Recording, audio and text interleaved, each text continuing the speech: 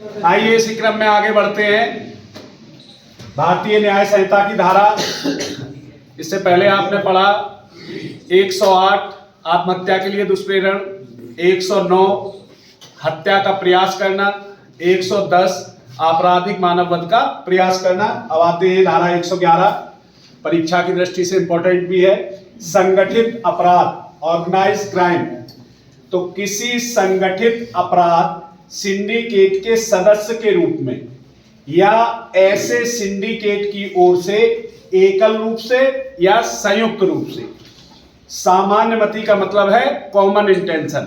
क्या सामान्य आशय हो, 2 या 4 व्यक्ति हैं उनका एक जैसे माल कमाने का आशय हो, सामान्य मति से कार्य करने वाले किसी व्यक्ति या व्यक्तियों के समूह द्वारा कोई सतत का मतलब है कंटिन्यू विधि विरुद्ध क्रियाकलाप में निम्न अपराध आते हैं, जिसमें व्यभिचार का मतलब किडनैपिंग, डकैती, यान चोरी का मतलब है व्हीकल थेफ्ट, मोटरसाइकिल चोर और कार चोर जो होते हैं, उद्यापन का मतलब है एक्सटॉर्शन, दबा कर लेना, प्रेशराइज करके लेना पैसा, भूमि हत्याना, संविदा पर हत्या मतलब भाड़े पे हत्या जो करते हैं, आर्थिक अपराध, साइबर क्राइम या व्यक्तियों का जो व्यापार करते हैं, औषधियां, हथियारों का व्यापार, अवैध माल का लाना ले जाना, सेवाओं का दुर्व्यापार, वेश्यावृत्ति या फिरौती के लिए मानव दुर्व्यापार शामिल है। इसमें प्रत्यक्ष या अप्रत्यक्ष का मतलब है डायरेक्ट और इनडायरेक्ट रूप से तात्विक फायदे का मतलब जो दुनियावी फायदा होता है, मकान, दुकान, पैसा, तात्विक फायदा जिसके अंतर्गत वित्तीय फायदा भी है, प्राप्त करने के लिए हिंसा या हिंसा की धमकी, अवित्रास का मतलब होता है परेशान करना, उत्पीड़न या अन्य विधि विरुद्ध साधनों द्वारा संगठित अपराध का गठन करेगा। सतत विधि विरुद्ध क्रियाकलाप के अंतर्गत 3 या अधिक वर्ष के कारावास से दंडनीय संज्ञेय अपराध करेगा। मतलब इसके लिए संगठित अपराध के लिए है कि ऐसे अपराध करेगा जिनकी सजा 3 साल से ज्यादा हो।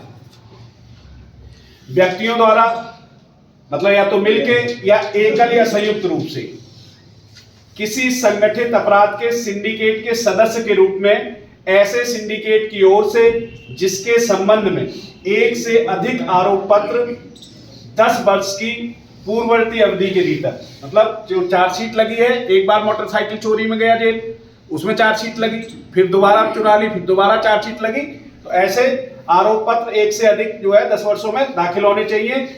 पूर्ववर्ती अवधि के भीतर सक्षम न्यायालय ने के समक्ष दाखिल किया, यानी कि न्यायालय ने उसे संज्ञान में ले लिया हो,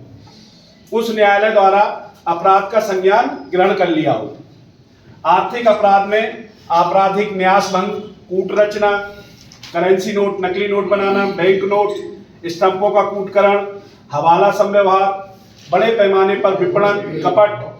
या किसी प्रारूप में धनीय फायदा मतलब वित्तीय लाभ के प्राप्त करने के लिए विभिन्न व्यक्तियों के साथ कपट करने के लिए कोई स्कीम चलाना या किसी बैंक या वित्तीय संस्था या किसी अन्य संस्था या संगठन को कपट करने की दृष्टि से किसी रीत में कोई काम करना। तो ये डिफाइन किया गया, ये संगठित अपराध है। इसी में देख लीजिएगा जो संगठित अपराध के लिए दंड, अपराध के परिणाम स्वरूप यदि किसी की मृत्यु हो गई है तो मृत्यु या आजीवन कारावास और जुर्माना जो 10 लाख कम से कम 10 लाख रुपए होगा। अन्य मामलों में जैसे इस समय तो मर गया, मरने पे अगर नहीं कोई मरा नहीं, अन्य मामलों में कम से कम 5 साल की सजा जो आजीवन कारावास तक की हो सकेगी और कम से कम 5 लाख रुपए जुर्माना। बाकी अगली